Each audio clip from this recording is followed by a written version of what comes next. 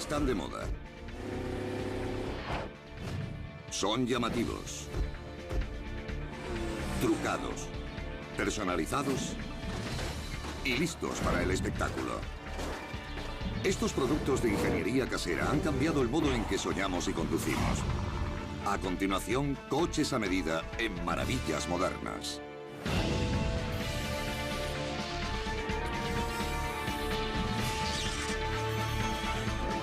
Maravillas Modernas. Coches a medida.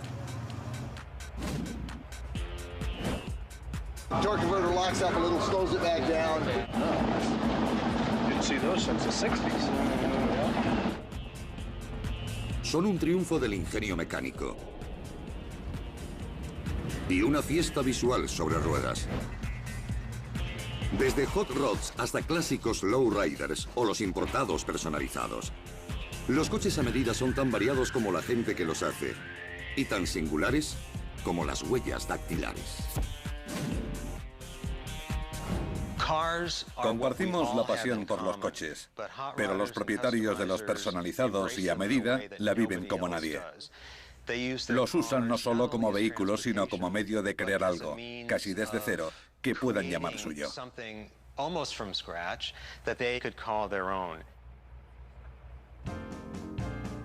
Los coches personalizados clásicos y los hot rods de décadas pasadas son apreciados por los coleccionistas y se exhiben en galerías y museos. El Nicam Roadster fue el primero, el coupé más bonito de América. Ganó la exhibición de Oakland en 1950. Si lo pusiéramos a la venta, alcanzaría los 400 o 500 mil dólares. Pero para la mayoría de sus autores, el objetivo no es crear una pieza de museo ni ganar un premio. Es para circular, para ver y ser visto. Lo que tienen en común hot rods, lowriders y personalizados es que se pueden construir pieza a pieza. Son como ostras, una capa tras otra. El coche representa una forma de arte. La única diferencia con la gente que pinta sobre un lienzo es que nosotros hacemos nuestra obra y la conducimos. A eso nos dedicamos.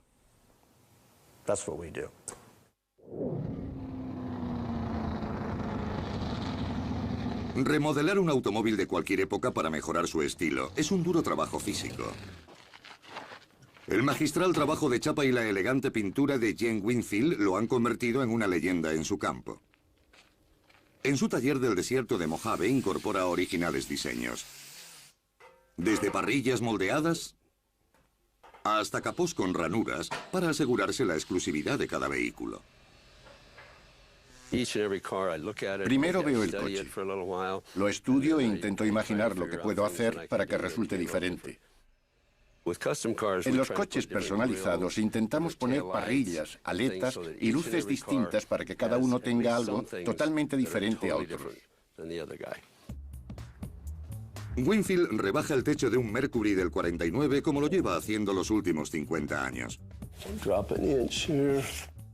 Lo hace mediante herramientas de mano, esfuerzo y una acreditada experiencia ganada a pulso en tecnología artesanal. Nuestro objetivo en este coche es convertirlo en un típico Mercury rebajado, que en mi opinión es como deberían ser todos. Esto es lo que vamos a hacer. Le vamos a recortar aproximadamente 10 centímetros delante y 12 atrás. Winfield empieza colocando unos puntales temporales en el interior del vehículo para mantener estable la carrocería. Después mide el parabrisas y calcula cuánto tendrá que rebajar los pilares para lograr la inclinación deseada. Este es el pilar A, este es el B y este es el C. En este caso concreto lo voy a cortar del todo. Le voy a dar un nuevo ángulo y nos quedará lo que nosotros llamamos un poste inclinado. Mientras va señalando el corte a lo largo del coche, Winfield marca la zona a eliminar del pilar C. Así la parte superior tendrá dónde asentar cuando sea rebajada. Bueno, vamos a empezar a cortar.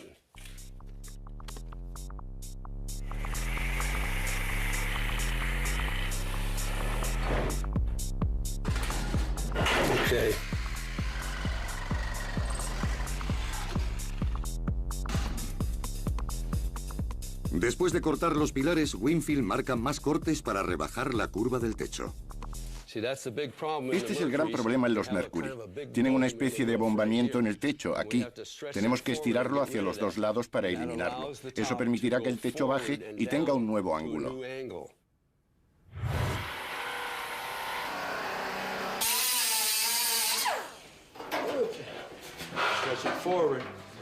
Finalmente, es hora de comprobar los cortes.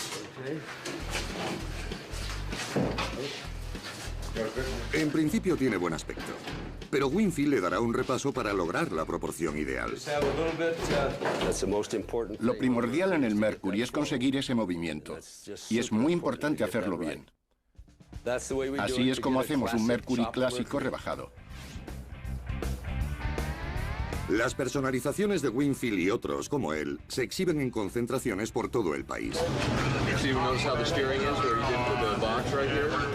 Ahí, los conductores intercambian piezas e historias y admiran los detalles de otros vehículos. Es algo muy americano. Estás declarando quién eres, lo que haces, lo que te gusta, y estás permitiendo que todo el mundo lo vea y lo valore. A pesar de las diferencias, los preparadores de coches comparten un espíritu autodidacta y una ética populista diferenciada. Llevan generaciones despreciando las novedades salidas de Detroit en favor de los coches de la gente corriente, desde modelos antiguos hasta los modernos de importación. Y después, hacer lo que esté en su mano para convertirlos en ejemplares soñados. Son diferentes, tanto en cuanto a cultura como estilo de vida. Los coches son muy diferentes, pero el factor común es la pasión.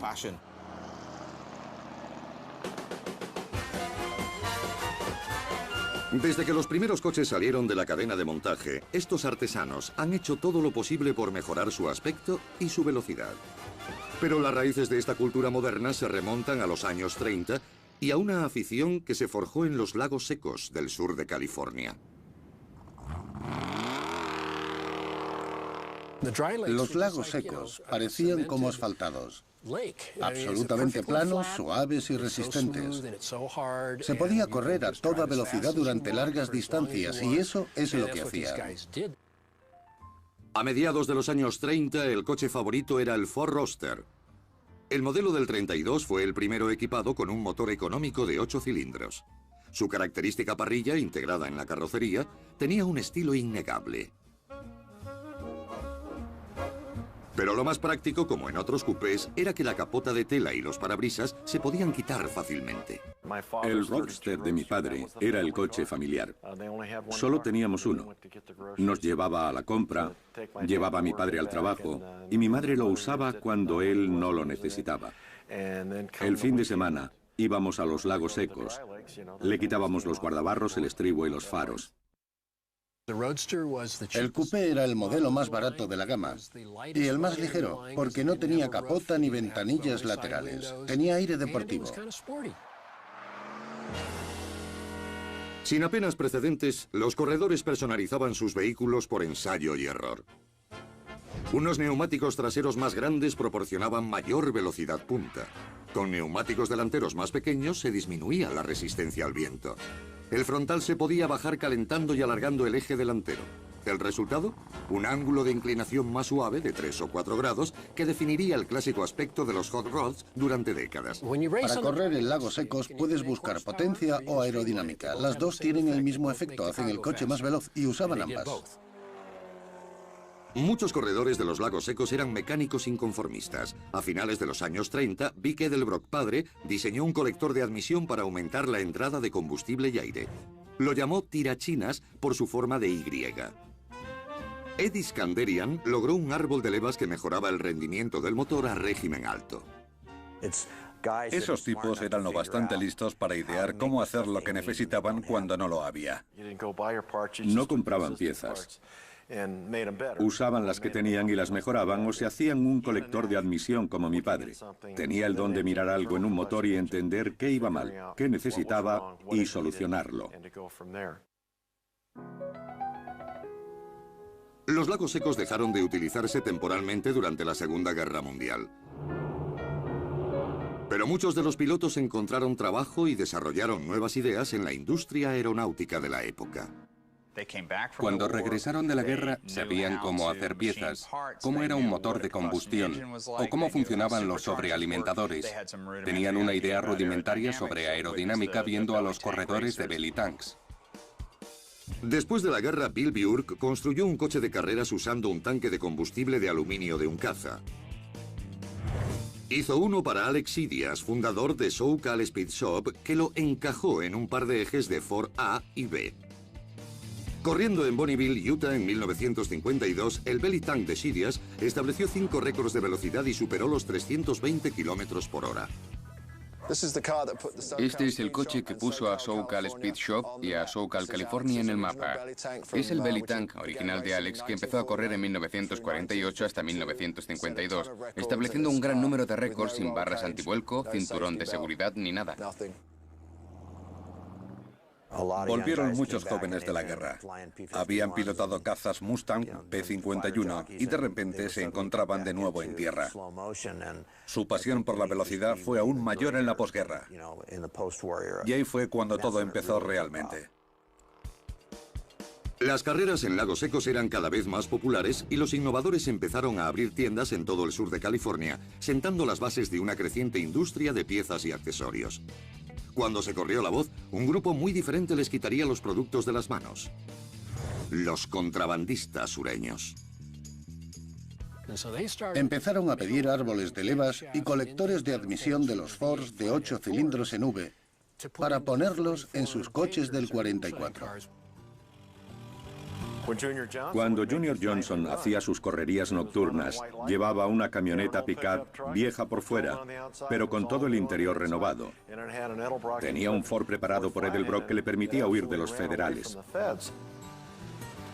A diferencia de los pilotos de los lagos secos, los contrabandistas no podían tocar el exterior de sus vehículos para no llamar la atención de las fuerzas de la ley. Los preferidos eran los Ford deportivos del 44. Junto a alguna modificación del motor, quitaban los paneles traseros para dejar espacio a los productos de contrabando. Las suspensiones se fortalecieron añadiendo lamas de acero. Los neumáticos más anchos permitían a los pilotos tomar las curvas más cerradas o conducir por caminos de tierra. Algunos conductores instalaban en el maletero grandes depósitos de acero inoxidable dotados con una válvula que liberaba su contenido en medio de una persecución. Después de sus paseos nocturnos, los pilotos solían competir los domingos por unos cuantos dólares en un circuito que terminaría siendo conocido como NASCAR. Así es como nació la NASCAR moderna. Eran contrabandistas que competían entre ellos con coches que parecían de serie, pero no lo eran realmente. Estos fantásticos de los coches dejaron su huella en lagos secos y pistas. Pero pronto aparecería una nueva generación que llevaría la afición a las calles.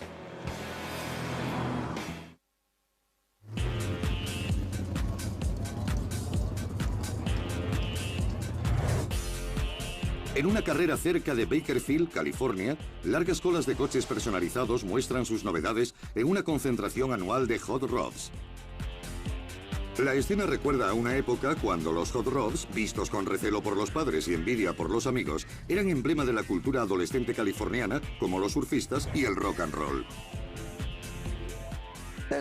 Eran tiempos más fáciles, menos complicados. Si tenías un V8, eso era lo más grande del mundo.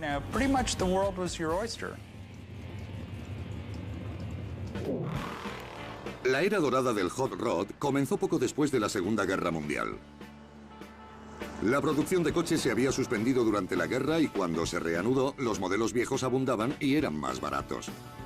Una generación más joven de aficionados a los coches modificados quiso reflejar su necesidad de velocidad. Quitaron capotas y guardabarros, incluso para la conducción normal. Un parabrisas rebajado y unas toberas sobre los carburadores aumentaban la potencia. Esta es la esencia de un hot rod. Es un Ford Coupé del 32 con carrocería de acero. No lleva extras. No tiene aire acondicionado, ni dirección, y frenos asistidos. Es pura potencia. Con una carrocería ligera, desprovista de lo necesario para que corra más.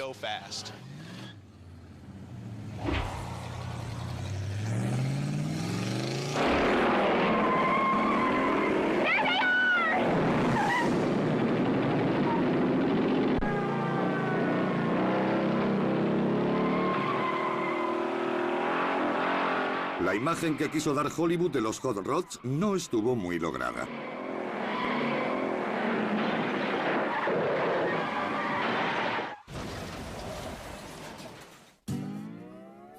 A diferencia de los conductores de los lagos secos, los del sur de California corrían por las calles, a menudo con resultados desastrosos.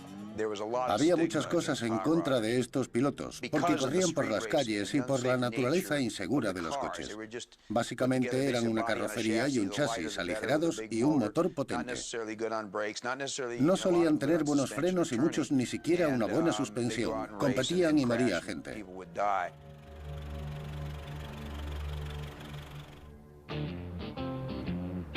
Para resolver el problema, Wally Parks, director de la revista Hot Rod, formó la Asociación Nacional de Hot Rod en 1951 para llevar las competiciones a zonas autorizadas lejos de las calles. Fue el principio de las actuales carreras de dragster.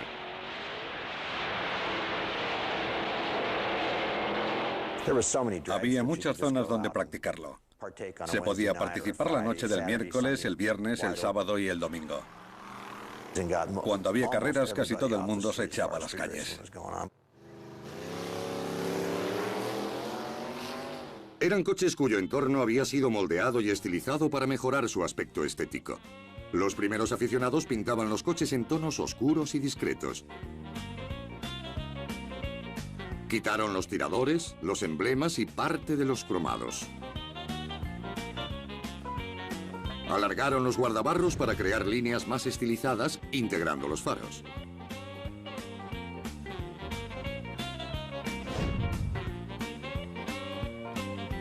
Cambiaban rejillas, parachoques y ruedas para dar una identidad exótica y ambigua a los Ford y Mercury.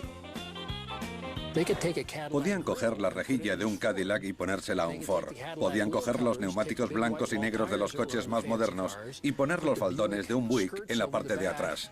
El resultado era un coche completamente diferente. Alteraciones más radicales incluían quitar el suelo del coche para bajar la carrocería. Después se volvía a poner. Este tipo de técnica reducía el espacio del interior, pero pegaba el coche al asfalto. Tenían que ser bajos, casi ir arrastrándose, como si fueran enormes pastillas de jabón deslizándose por la calle.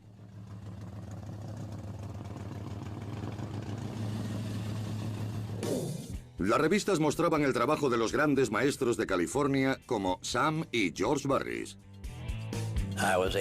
Tuve la oportunidad de fotografiar los coches que estábamos preparando y plasmé cómo se hacían. Gracias a las revistas, un joven de Kokomo, en Indiana, veía que se podía rebajar el techo porque yo lo había hecho. Pero cada Mercury que rebajábamos era diferente. Nunca hacíamos dos iguales. Un Mercury del 51 personalizado por los hermanos Barris para su propietario, Bob Hirohata, fue conducido desde Los Ángeles a Indianápolis para competir en una concentración. Se llevó el primer premio. Había nacido una estrella. Empezamos a poner colores totalmente revolucionarios. Dejamos los tonos oscuros por un brillante pastel, verde espuma de mar o verde hielo.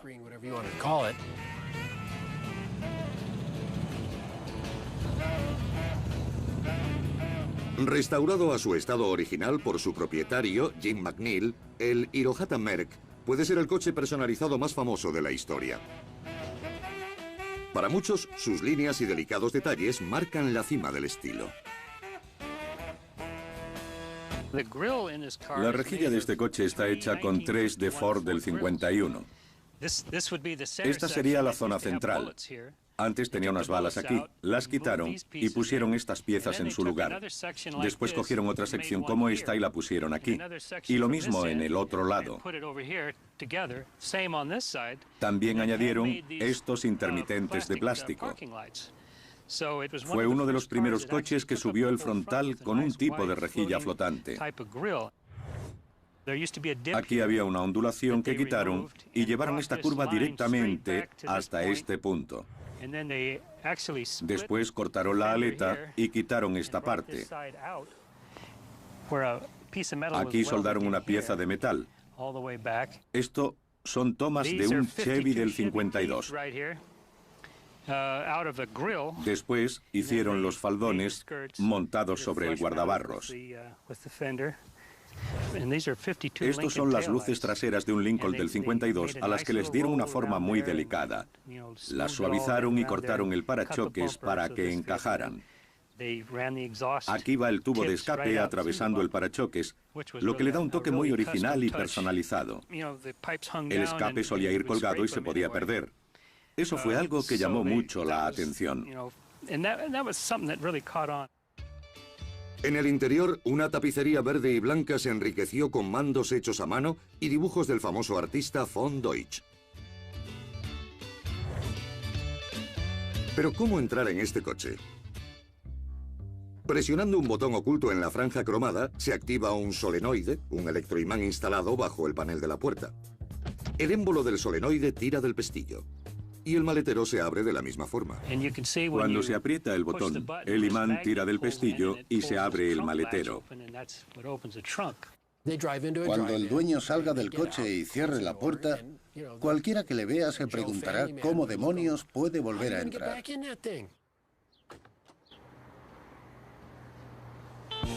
El brillante Hirohata Merc en 2 colores también marcó la transición a una era de colores más llamativos. Se usaron tonos brillantes aplicados sobre una base de oro o plata, cubiertos después de hasta 40 capas de laca para alcanzar un brillo cegador. Jim Winfield desarrolló una técnica de mezclar colores pasteles con perlas.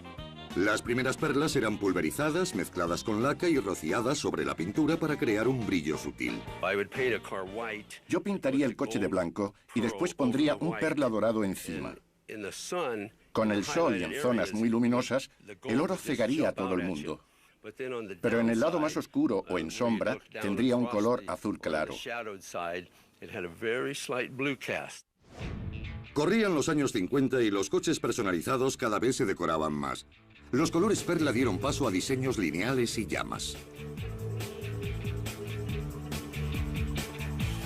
Diseños imaginativos como las carrocerías de fibra de vidrio de Ed Big de Eddie Roth, las burbujas de Darryl Starboard y el Batmobile de George Harris de la popular serie de televisión de los 60 convirtieron a sus creadores en iconos. Durante una gloriosa década, los Hot Rods y los Custom florecieron como antídotos al estilo relativamente aburrido de Detroit.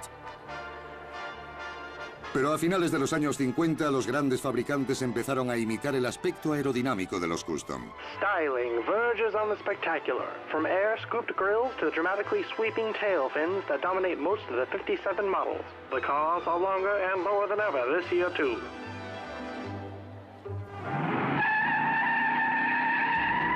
Unos años después, Detroit empezó a producir coches robustos y pequeños que combinaban el aspecto deportivo con la potencia de un hot rod. Las imitaciones eran increíbles, pero los efectos fueron devastadores para los aficionados.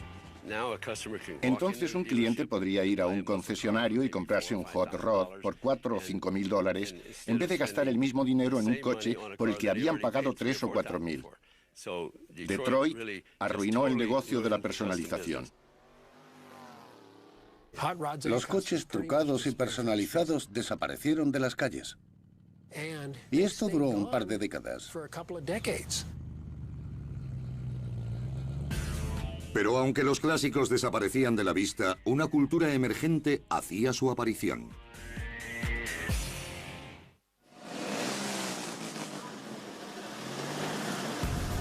Vamos a parquear allá,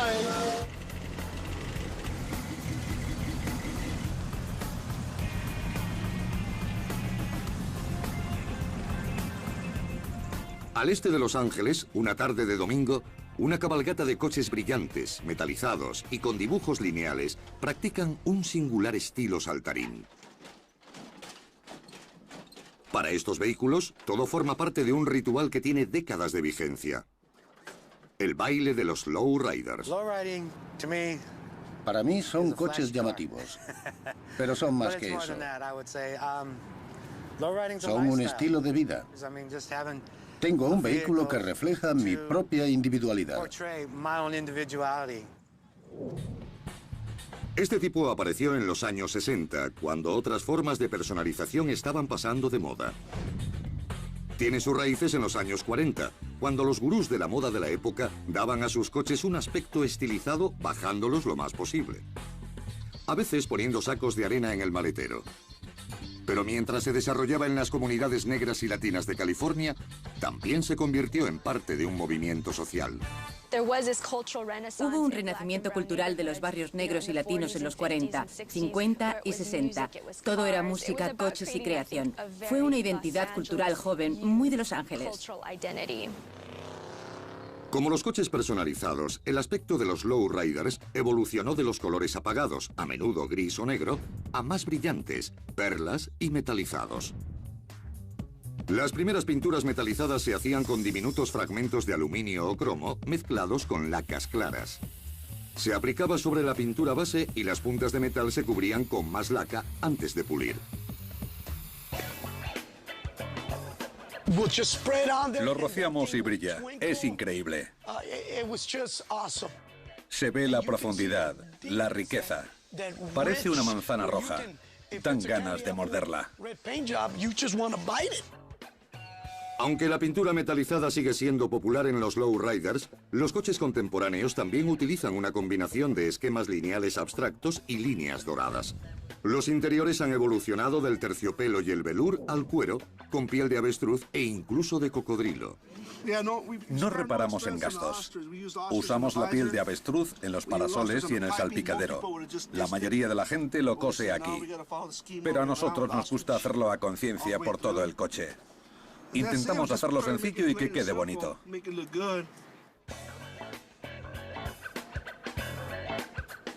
Las pinturas representan imágenes míticas, iconos religiosos y exaltaciones de la forma femenina. El arte sirvió así para hacer que una comunidad se enorgulleciera de su cultura, la exhibiera y usara el arte como un modo de contar una historia. A diferencia de los murales que hay en las paredes, las pinturas de los coches te permiten salir de las fronteras del barrio. El principal objetivo de los lowriders es llevar el coche lo más pegado al asfalto como sea posible. Las primeras técnicas incluían la colocación de neumáticos muy pequeños que acercaban el chasis al suelo. En las suspensiones de muelle se quitaron espiras para acortar su alcance. Para las de ballesta se recolocaron las lamas para aplanar la curva y se calzaron los ejes con bloques para acercar el chasis a las ruedas bajándolo aún más. Una placa de magnesio unida a los bajos proporcionaba el espectáculo, creando coloridas chispas cuando rozaba la carretera.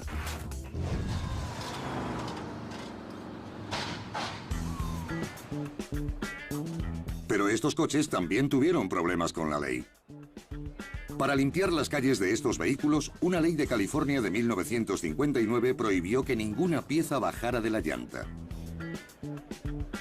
Los preparadores de estos coches respondieron desarrollando sistemas hidráulicos alimentados por baterías que podían subir o bajar la suspensión con el vehículo en movimiento, permitiéndole surcar carreteras de tercera y librarse de inspecciones de policía. La evolución llegó cuando empezamos a añadir baterías. El vehículo se levantaba del suelo porque iba muy rápido. Entonces a alguien se le ocurrió la idea de hacer algo para que saltara.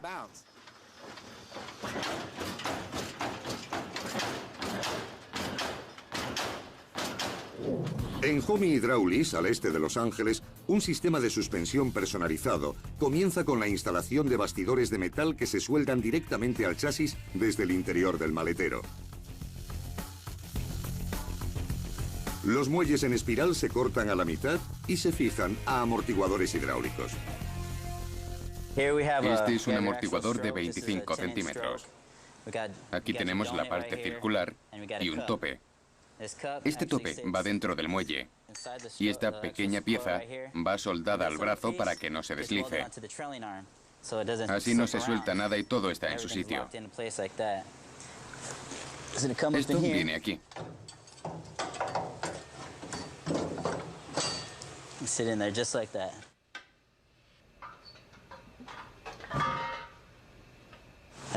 Cuando el aceite llega al manguito, hay un eje aquí que se alarga y golpea la parte superior del bastidor, comprimiendo el muelle y haciendo que el coche salte.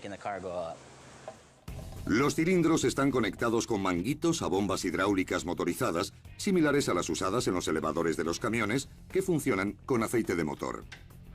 Las bombas inyectan y absorben fluido de los cilindros, activando los interruptores del panel de instrumentos. Si quiero que baje, le doy a que baje. Si quiero que suba, le doy a que suba. Lo mismo ocurre con la parte de atrás, en las dos esquinas. Cuanto más potente sea la batería, más altura alcanzará. Este coche está equipado con 8 baterías, 2 bombas y 4 interruptores. Ni mucho ni poco, lo justo. Cuando alguien se sube al coche no le gusta que se ponga a saltar como un loco. Quiere llevar en las riendas. Los sistemas hidráulicos también están diseñados para ganar puntos en las concentraciones, basándose en su atractivo visual. Parte de una exhibición total que incluye motores cromados y finas líneas bajo el capó. Cosas que antes no se consideraban apropiadas para un coche así, ahora son normales y dan puntos.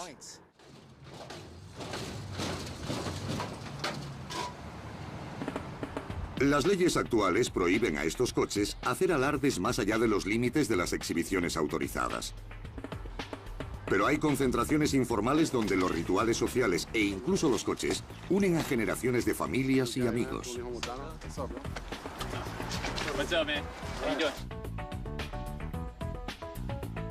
Es gente familiar que quiere sacar a sus hijos. Quieren llevar a sus sobrinos, primos, tíos, abuelos y abuelas. Es un tema familiar. Es pura afición. No se lleva en la sangre, es un tipo de vida, nuestro tipo de vida. Los lowriders hacen el camino un poco más entretenido. Pero una nueva generación ha dado a los coches personalizados un nuevo giro.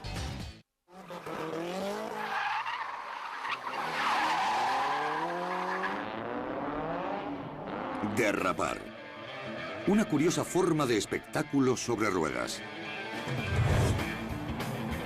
Hay una competición en la que los coches derrapan deliberadamente para hacer una serie de trompos. En vez de correr hacia la línea de meta, los participantes son juzgados según la ejecución y el estilo.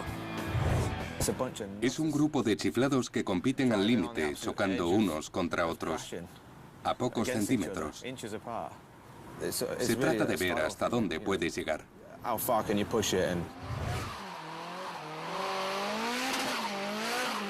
Empezó en Japón y ha atraído a toda una generación de aficionados que presentaron un nuevo tipo de coche personalizado en el sur de California en los años 80. El importado. Como los primeros hot rodders, los aficionados dejaron su huella personalizando coches baratos, en este caso japoneses como el Honda Civic, y los convirtieron en guerreros del asfalto.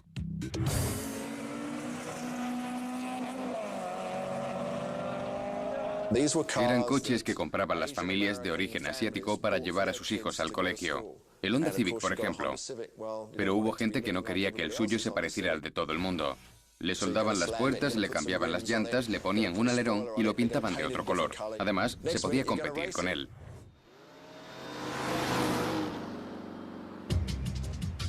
Hasta que apareció esta nueva raza de coches, la personalización parecía anclada en el tiempo.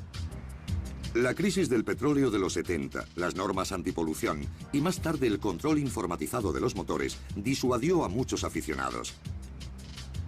Pero una generación criada con Internet se conectaría al ordenador de a bordo y cambiaría las especificaciones del motor, a menudo muy por debajo de su capacidad potencial.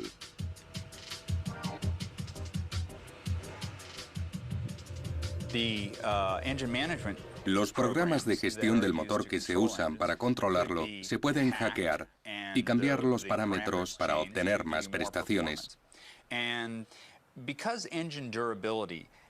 La durabilidad del motor ha mejorado mucho entre los años 70 y 90. Y eso hace que sea más tolerante a las modificaciones. Los modelos importados también pueden ser hot rods de manera más tradicional. Instalando un turbocompresor, una bomba que obliga al aire a entrar en la cámara de combustión a mayor presión, ayuda a aumentar la potencia. Otro modo de hacerlo es inyectar óxido nitroso en la mezcla de aire y combustible, lo que enriquece el contenido de oxígeno en los cilindros. Suelen ponerles turbocompresor, cambian las cabezas de los cilindros y les inyectan óxido nitroso. Así nació toda una industria alrededor de un coche pequeño. Ante la creciente popularidad de los coches de importación mejorados, los fabricantes japoneses y norteamericanos han aumentado su producción de piezas que pueden pedirse e instalarse con garantías. Es una forma de personalizar coches que están cambiando gradualmente la actitud de los propietarios. Han pasado de hacerlo todo ellos a encargar que se lo hagan. Ahora puedes llevar tu coche a un garaje y cualquiera te instala un turbocompresor grande, admisión directa de aire y otras cosas. Se pueden hacer muchos cambios en el motor para tener más rendimiento. En Pomona, en SoCal Speed Shop de California, han personalizado un último modelo de Chevrolet Cobalt equipado con un motor estándar Ecotec. El conductor puede variar los parámetros de su turbocompresor pulsando un botón y alcanzar 390 km por hora. Este es un Chevrolet Cobalt. Es un coche con carrocería de acero, como el de serie que se puede comprar en un concesionario. Trabajando con Industrias Roush, hemos instalado estas barras antivuelco, este dispositivo Hans para proteger cabeza y cuello. Tiene un maravilloso botón en el volante con el que se puede aumentar los kilos del empuje. 5, 10, 15, 20, de 5 en 5. Es como en un videojuego. A los preparadores de este tipo de coches también les gusta el estilo.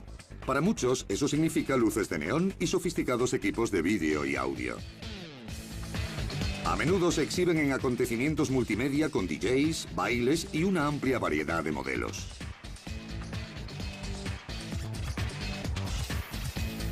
Aquí no disfrutarían muchos padres. Cuando vas a una concentración de este tipo te vuelves loco. Ahora las ferias incluyen modelos de coches de muchos tipos, de carreras, de derrapes y todo en uno. Todo tiene que ver con la estética, ya sea la del coche parado o en acción, quemando ruedas y derrapando. Es un deporte visual, porque quiere sacar el máximo rendimiento del motor, pero a la vez, ver el humo, oler, es lo que lo hace emocionante. Hacen lo mismo que hacían los antiguos hot rodders, solo que tienen otra estética, pero sigue siendo lo mismo. Pero aunque los modelos de importación definen la vanguardia del arte, las viejas generaciones están dando un toque nuevo a sus clásicos.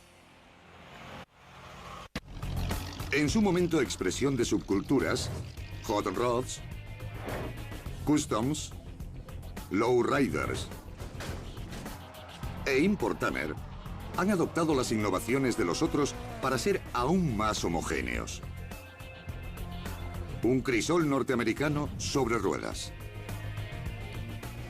Una de las grandes lecciones que sacamos de todo esto es que la gente normal tiene una gran cantidad de energía creativa y de talento artístico. Es extraordinario cuando ves un coche personalizado y piensas que sus artífices son obreros, empleados o contables. Nos recuerda el ingenio innato que hay en cada uno de nosotros. ¿Quién sabe a dónde llegaremos? Este es un GTO Roadster de los años 60. ¿Cómo sería conducir un coupé GTO en 2005 y 6? Esto nos da una idea de lo que hacemos aquí en California. Para el legendario George Barris, el futuro de los coches personalizados pasa inevitablemente por su pasado. Su Pontiac GTO rediseñado combina la potencia al viejo estilo con el equipamiento moderno, como las puertas de apertura vertical, ruedas de 50 y 55 centímetros y cámaras instaladas en los pilotos traseros que envían imágenes a monitores montados en el salpicadero. Quité los retrovisores. Ahora todo lo tengo en el salpicadero. Tengo 2 monitores y veo en un ángulo de 45 grados. Terminará generalizándose si sea aficionado o no. Todos se parecerán a este GTO y hay que disfrutarlo. La personalización de coches se ha convertido en un gran negocio. El garaje donde comenzó Vic Edelbrock padre se ha convertido en una gran planta de fabricación.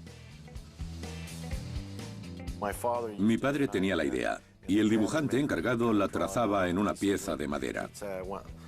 Después pedía más espacio debajo del carburador o una forma más cónica. Ahora lo hacemos mucho mejor porque disponemos del equipo adecuado. Ahora Edelbrock fabrica más piezas que ninguna otra compañía.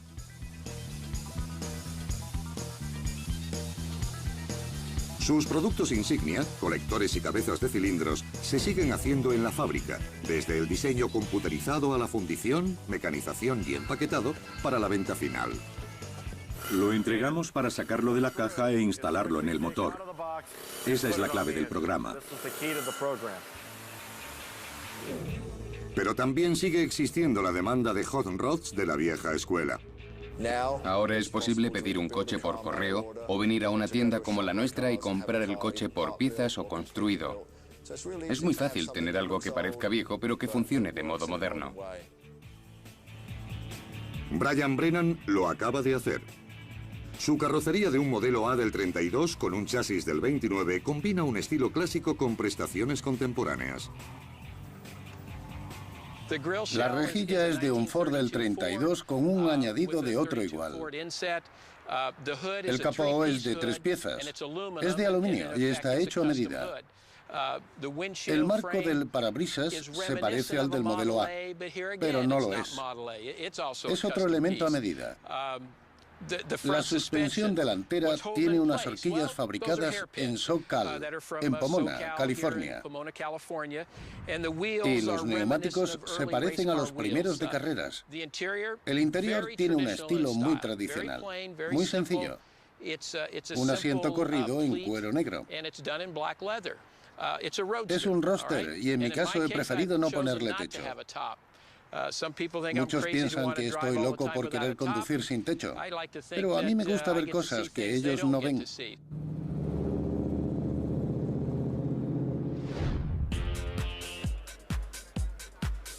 En esta cultura automovilística típicamente masculina, puede que los coches personalizados sean el juguete más preferido de los hombres, símbolo y objeto de una antigua y romántica búsqueda. Por un lado, puede que personalizar el coche se traduzca en querer atraer a una bella mujer. Por otro, el propio coche lleva elementos de mujer. ¿Los coches son masculinos o femeninos? Depende de sus propietarios. También depende del estado emocional del dueño. Pero lo que sí es cierto es que los automóviles nunca te dicen no.